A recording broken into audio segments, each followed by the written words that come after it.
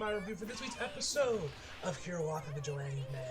Incredible episode once again, and I was definitely kind of hyped up for this episode when I heard that Nakamura was on it, we had Hirota on it, as uncredited for key animation, but he was credited for second key animation.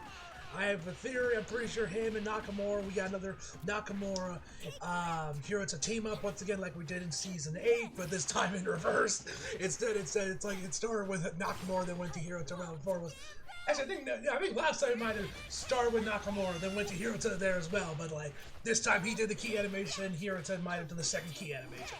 I don't know. Whatever the case may be, it's fucking incredible, man. Like, they are the modern day Kobe and Shaq, man, when it comes to animators, man. Deadly team up. Deadly team.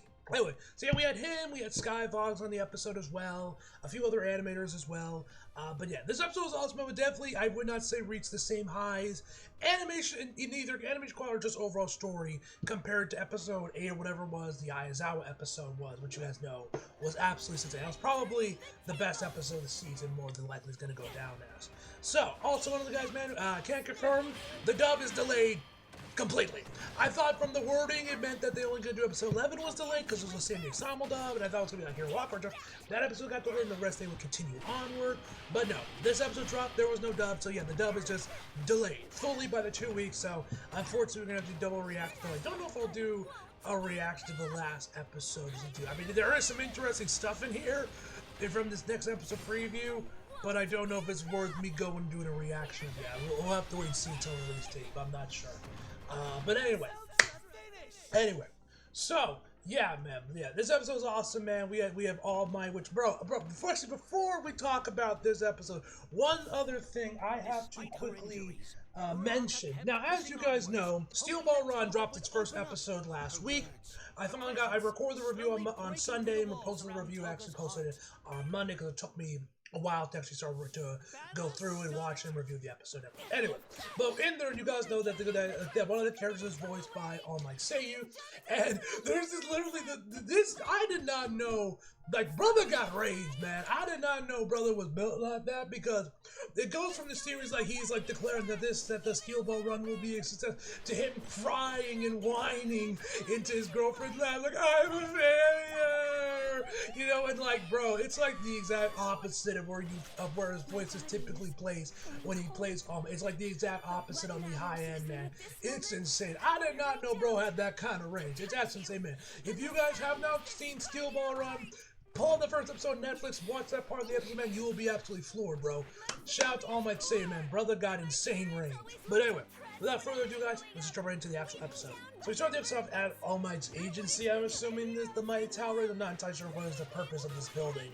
And we see this, it's currently a meeting going on, and All Might is there. And I'm honestly kind of curious if anyone in this room knows that Toshinori is All Might. Like, are they perfect? Because I'm like, why is he here? Like, it's present in this meeting. Like, obviously, yes, he's All Might, and this deals with his public image. And when they mentioned about the next season of All Might, to do with All Might for the next season, but I'm like, why is he here? What is his role in this one? Did he make some bullshit excuse to get himself in these boardrooms as himself? Like, why is he here? What is his job? What is his purpose in this boardroom? Like, why is he here, man? I'm trying to look at what his role is in all this.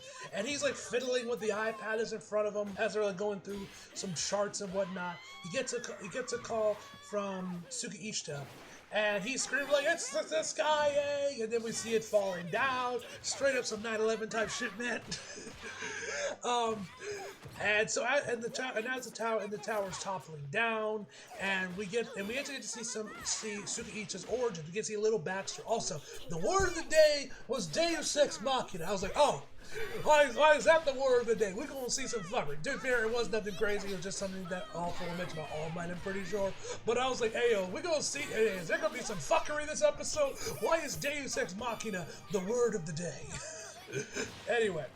So, like, listen, we get to see some of his backstory where he's like, I was also kind of shocked to see how much of an age gap there is between Makoto and Sukichi, because, like, honestly, when you just look at them from the previous, it looked like they were maybe like, oh, look, they weren't that far apart, but we see that he is in middle school. Where in middle school, we don't know, but she looks like she's about, like, 5? maybe 7 years old at the latest, but I think she's close to like 4 or 5 years old, if not a little bit older. So yeah, there's gotta be at least like 8 years, maybe even a decade, depending on how old Tsukisha is between the two of them, man, which is kind of surprised. I did not think their age gap would be that big, but yeah. Anyway, so and obviously because of course Makoto has this cool power where she can tell when you're lying, she's abusing the fuck out of him, constantly probing Tsukishita to make it for answers and telling him if he's telling the truth. Ask her if he missed her. He says, not really. He's like, you're lying. You know, it's a whole thing. So then afterwards, while they're both eating, and I think he's like working on homework now that I'm looking at this, I think his mom is like either washing dishes, maybe she's cooking, but I think she's just washing some dishes or something. Whatever the case may be. Anyway, so she gets on the chair next to him as he's working, and she's like, I love you now, Naoto. I love you now. Do you love me? And Tsukihita's like, hey, I'm not gonna answer that if you keep probing me for questions. And his mom's like, oh, it's fine, it's adorable. And he's like, she shouldn't be making a habit of this. Like, she shouldn't be probing people for personal questions. I'm like, he honestly does have a point. Makoto should not make this a habit of just probing people. That is such a breach of dropping shit. That's what I was saying. That is such a breach of privacy that, But yeah, that's an incredible breach of privacy with Makoto, like probing people personal questions with her quirk. But yeah, so Naoto says like, if you're gonna keep probing me, I'm gonna keep forcing the issue. Then no. And we cut back to Sugi to be like, as a police officer, it's incredibly inappropriate for me to make this request, but I'm doing it anyway. We cut back where she's like, do you hate me? And Sugi's just kind of like looking off to the side. And she's like, you're lying. And he tells All Might, he starts crying, please save her. Please save my little sister. Honestly, this was a pretty high moment. All Might, he's like, I bet. Takes the tie off once again and bolts over to the Sky Egg, man. This shit was awesome, man. The voice acting from Tsukihisa Seiyu was great, man. I look forward to hearing this with Alejandro when the dub gets here, man. This was fucking awesome, man. Like, this was absolutely awesome, man. Such a great scene. Also, this cut of all my rushing out was done by Hey Zoomstab. Am I pronouncing his name right? Hey Zoomstab. If I'm saying it right. I don't know if I'm saying that right or not. But he was the animator behind this cut with All Might. So he gets to the Sky Egg, he punches the Sky Egg for some reason. Or maybe it was just to like maybe get it farther. Whatever the case may be, he punches the Sky Egg, then goes down to grabs a road roller, starts rolling around the surrounding area where he's at. Grabs the kittens and any other civilians that were in the area of that vicinity in that vicinity, and then slowly, gently lets the Sky Egg down into this area. This was done by Cookbook. This sequence of all my plowing the roads to smoothing it out for the landing. And of course, all this happening, Koichi's like, it's All Might! He is so in awe of All Might. And after he puts it down, they're looking on there. Koichi's like, hey, All Might! And then the shield is away. It goes away from Koichi. So then they just start free falling to the ground. But of course, All Might managed to. And we saw the next episode preview. But the look in Koichi's eyes when he sees All Might right in front of him, man. Very similar to like Izuku, obviously, man. It's just so sweet, man. This is awesome, man. The admiration he has for All Might, this is such a cool moment. And right after this, when he actually got his signature on the hoodie as well. He properly got All Might's signature on an All Might hoodie. Not that bum. Though to be fair, Captain Slayer certainly earned his paycheck this week. He definitely earned his keep, I would say, from this episode, man. I will give him that. But he's still kind of a scrub. Anyway, we then cut back to number 6 as All Might's being interviewed by the media. And we see him overloading the destruction. Then we cut back to Koichi and the others back on the ground as they start to evacuate everyone. And like I said, Koichi is excited that All Might signed his hoodie. Great stuff, man. We see Pop working over again to work, helping out, passing out green tea. Don't know why the past every team said water, but that's what they had. Then a bizarre trigger towards the end of that, you figure they'd be swearing out, checking out, they'd be handing out water order. Also, what, and, well, actually, no, I'll mention this later. We got back to All Might Suki, somebody apologized for losing his composure and everything, which I just gotta say real quick before I forget. Bro, that whole scene might as well have been the Hero Walk equivalent of, please, protect the Soul Society, Ichigo Kurosaki. That's basically what the scene was. But anyway, but anyway, All Might said it's okay if anything you being so upset is part of how I made in time. Is that how it works? And All Might tells him you'd be surprised what a big difference your state of mind made in terms of what you can accomplish. You made a point of separating public and private before, but I think that person listening to the cries or help is part of the hero's job. The hope that their voices can reach the #1 hero. And Shugeisha says received your powers. I guess All Might let it slip that he received one from, wasn't bored with it. He's like, oh, it's nothing. And this is kind of fun because he's wearing one of the Cap Celebrity hoodies on, but under it he's still wearing his hero costume. He's still wearing the All Might outfit. Surprisingly, no one picks up on it. Like, oh, why is this dude dressed like similar to All Might? And then I just point fingers into the little hat. So anyway, number 6 is salty about this whole thing. Be like, why is everything this is already wrapped? He throws his binoculars to the floor, starts screaming, then just starts furiously tapping on his phone again to set up the cluster bomb, which basically that's where Bakugo got the idea for his move. They ends up fusing all the remnants of the bomber dragons that are left, fuses them together, and then blowing them all up at once for one massive explosion. Or rather, when that explosion, they all just burst out of it, after that creature.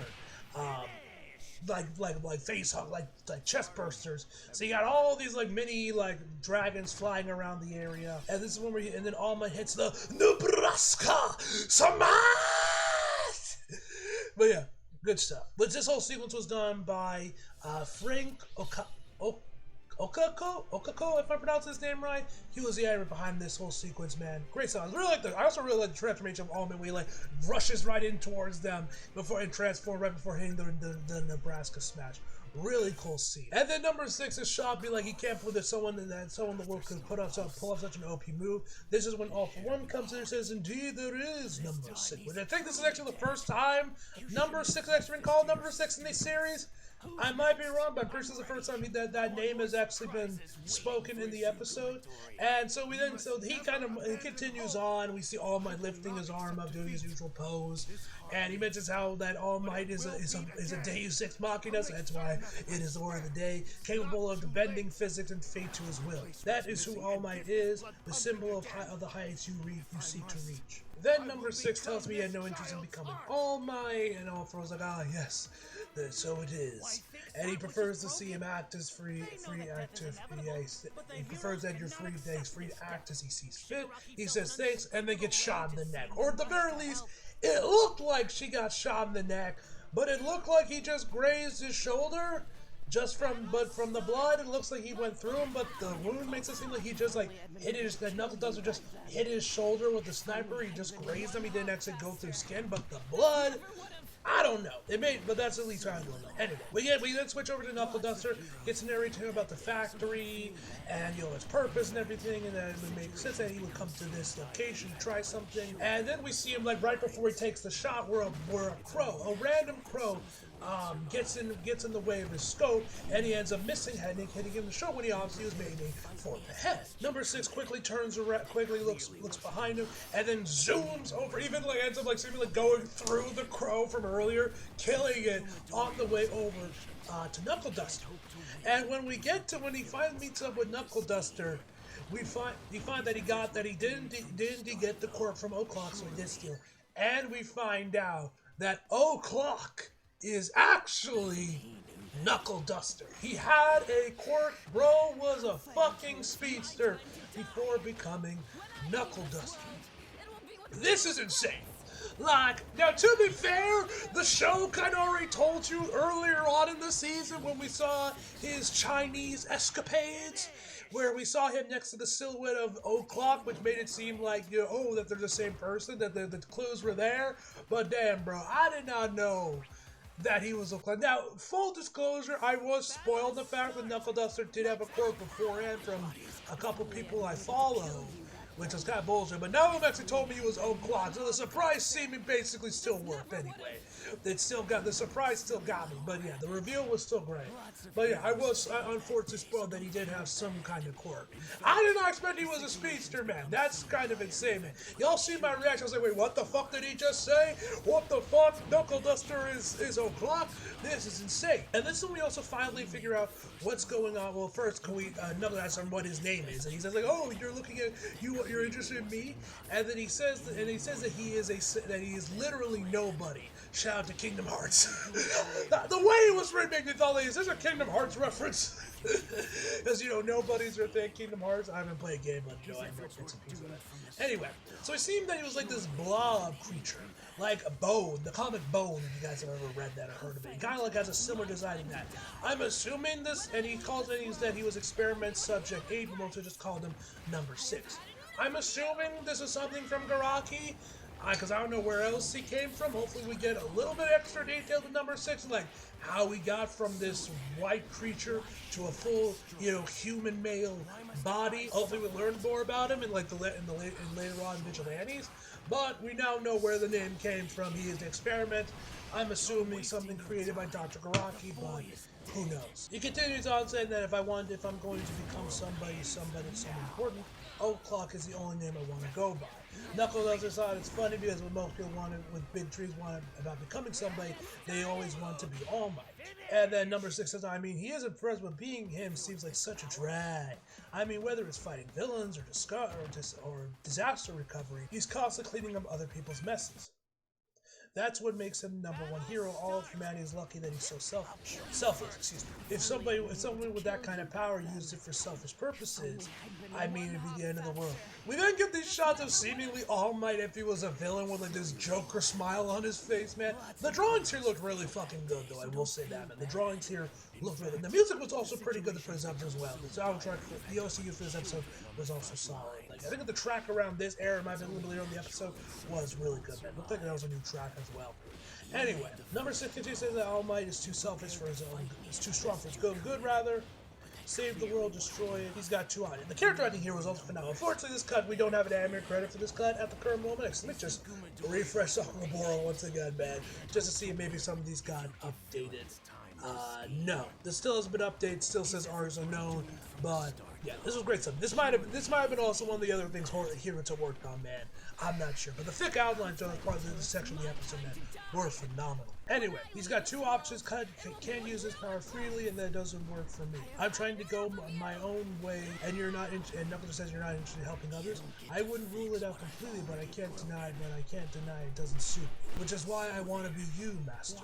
I don't need the kind of power to send a building flying. A quirk that gives me an initiative no matter what I'm facing. I can focus the first move and win before the other guy knows what happens. That's O'Clock, my hero. It gives me chills. Then Knuckles tells him there's nothing heroic about something like that. And then number 6 tells him to don't be so modest. And then we get like another shot where he mentions of number 6's back when he was still that small little creature watching the O'Clock on TV, saying that he's already a big fan of his. I know everything that there is to know about you and will do everything to become you. When I saw your last hand, it gave me chills because I knew what was this. And then we see him cut his head to give himself a scar. I'm guessing the reason why he scars is because Knuckle Duster also has a scar. I'm not sure where he got his scar from. I don't think they've ever said it yet, but maybe we'll find out later on in the series where Knuckle Duster got his scar from. But I'm assuming that's why number 6 has his scars because Knuckle Duster also has a scar in a similar location. And then number 6 says, I'd like you to publicly accept me as your heir. If I'm going to do this, I'd like to be the official second generation of O'Clock. And then Knuckle Duster says, sorry kid, but I already have an apprentice.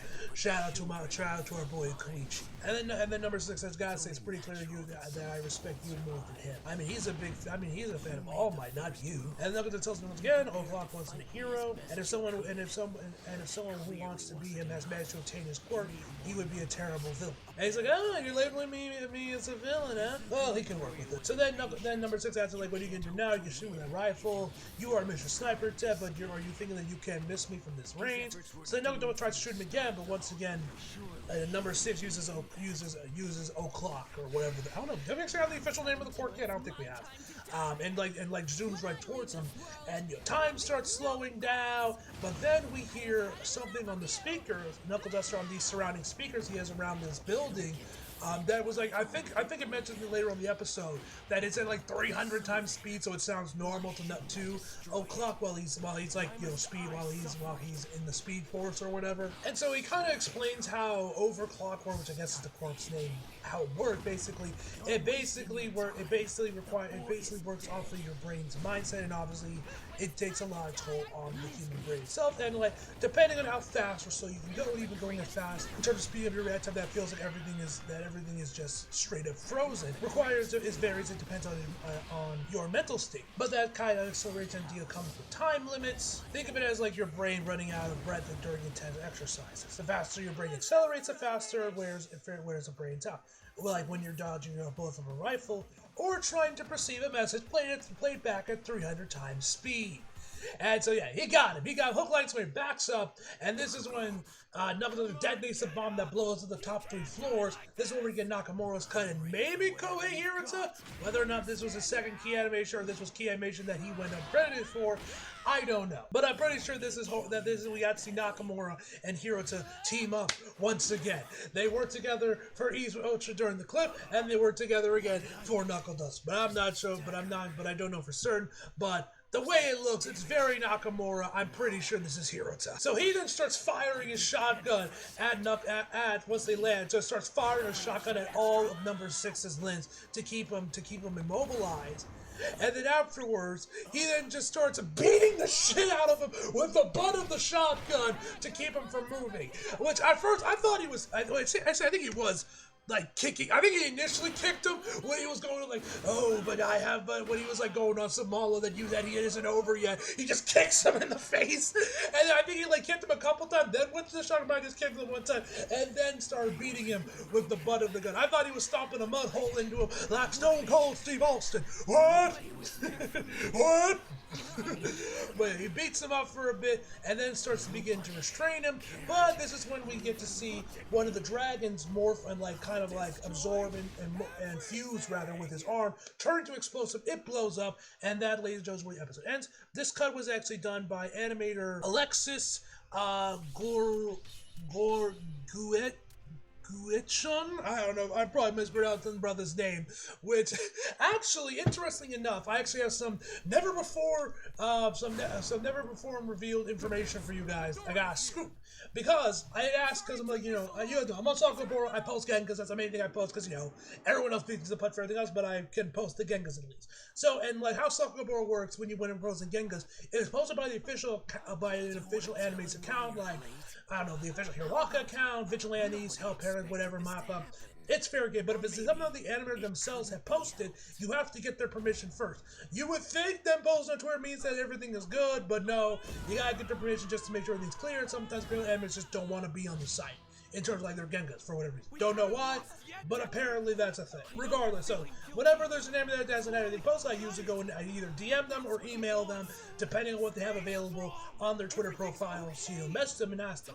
And I had messaged him with this one, but he actually said that he actually just did the layout for when we're in front of number 6's face, and that for that he only did the layout for that part, and it was also apparently heavily corrected, though he doesn't know the AD that ended up correcting this. So there you go.